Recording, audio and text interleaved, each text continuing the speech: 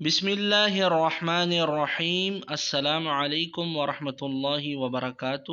امید کرتا ہوں کہ آپ دوست سب خیریت سے ہوں گے۔ آج ایک انتہائی زبردست حدیث نبوی صلی اللہ علیہ وسلم لے کر حاضر خدمت ہوں، جو کہ فجر کی نماز سے متعلق ہے، شیطان کا کان میں پیشاب کرنا۔ نبی کریم صلی اللہ علیہ وسلم کے سامنے ایک شخص کا ذکر آیا کہ وہ صبح تک پڑا سوتا رہا اور فرض نماز کے لیے بھی نہیں اٹھا۔ اس پر آپ صلی اللہ علیہ وسلم نے فرمایا، شیطان نے اس کے کان میں پیشاب کر دیا ہے۔ یہاں پر نبی کریم صلی اللہ علیہ وسلم نے واضح فرمایا کہ شیطان نے انسان کے کان میں پیشاب کر دیا تھا، جبکہ اسی طرح کا مضمون دوسری احادیث نبوی میں بھی وارد ہوا ہے کہ انسان جو ہے فجر کے ٹائم پہ اس کو شیطان تھپکیاں دے کر سلانے کی کوشش کرتا ہے کہ سو جاؤ، ابھی بہت ٹائم باقی ہے۔ لہٰذا انسان کو اسی وقت اٹھ جانا چاہیے نماز کے لیے، تاکہ نماز ضائع نہ ہو، نماز نہ چھوٹے۔ آج کل ہم لوگوں میں نماز کی بہت زیادہ سستی اور کاہلی ہو گئی ہے، جبکہ دنیاوی کام میں ہمارا دل بھی لگتا ہے، کیونکہ اس میں سے ہمیں پیسے ملتے ہیں۔ لہٰذا نماز